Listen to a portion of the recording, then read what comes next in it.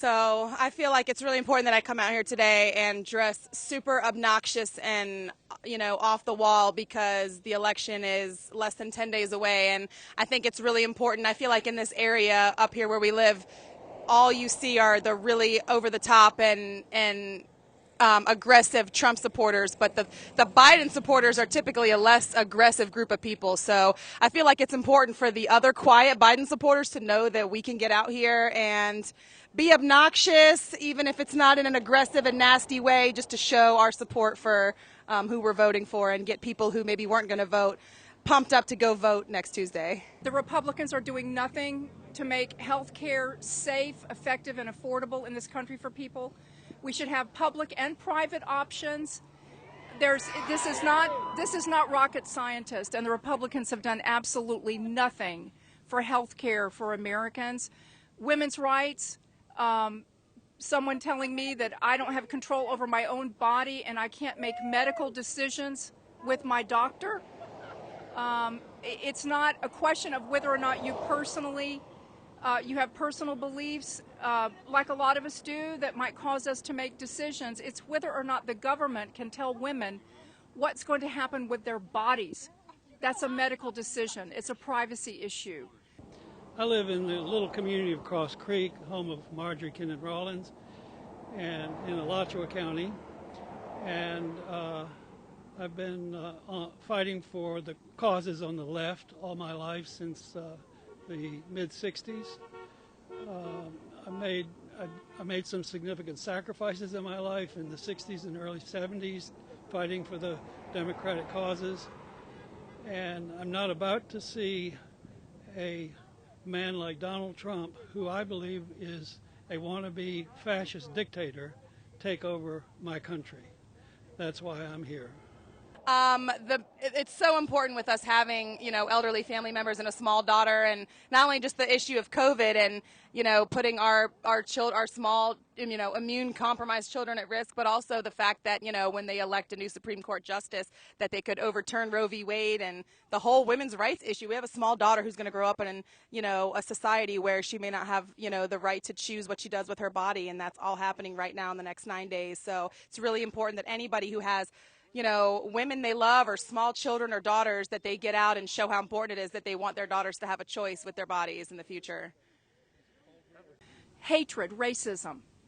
If I didn't have this shirt on, I'd have my other shirt on that says make racism wrong again, because the Republican administration, the Trump administration, has legitimized hate crime, white supremacy, and racism in our country.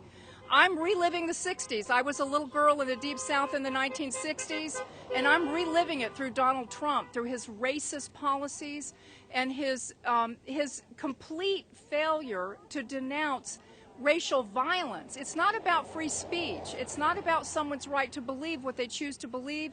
It's about racial violence. It's about hatred, okay? And he's completely failed us. I'm a senior citizen. I'm 77, and I'm expecting, if Trump gets elected, for benefits for seniors to get totally reduced. Biden won't do that. Biden is going to be supporting increases in Social Security, in Medicare and Medicaid. We desperately need in Florida. I am out here today to support my vote for Biden and Harris. I think they're the only ones that can bring peace and tranquility to the United States. This place has been, I'm sorry to say it this way, a major shit show since Trump took office. My name is Grace, and I live in Micanopy in what I call the township or the village. And I used to vote as a Republican and changed over to voting Democrat several decades ago when I realized that the Republican Party did not represent my feelings about social issues. Just the constant lying and the constant mocking and the dividing of the nation in general, and just the overall bad example and the overall embarrassment that he's just been to this nation, as far as just dividing us completely down the middle. And there's never been more aggression and more hate in this country than there's been in this last 4 years, and it just needs to stop. The sign was actually a campaign literature that came out of my mailbox, and the plate was the communion plate from my church. Oh, what church do you belong to? At the United Church of Gainesville, my T-shirt also. Okay.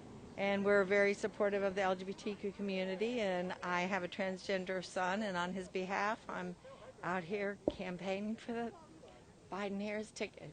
Yes, well, my son is a vet, served in the Army as a medic, and, you know, he's continued to serve the community as a doctor, and I think that it's been insulting to him to realize that someone who was a patriot and who served their country would no longer be welcome in the military. And that's one of my main issues, along with the fact that Trump has no health care plan that I've been able to look at, and that's been very disappointing. I was hoping that by now we would have something from the campaign. And of course, I work with children, and I always say I am pro-life, therefore I am pro-choice. I think you have to care about children, not just the unborn ones, but all of them. It's very dangerous for our country. He's very divisive. He's not truthful. He's insulting.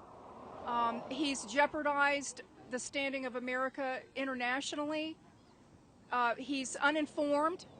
He's a narcissist. I'm not sure how much you want me to go on, but I'm still in shock that he was elected in 2016.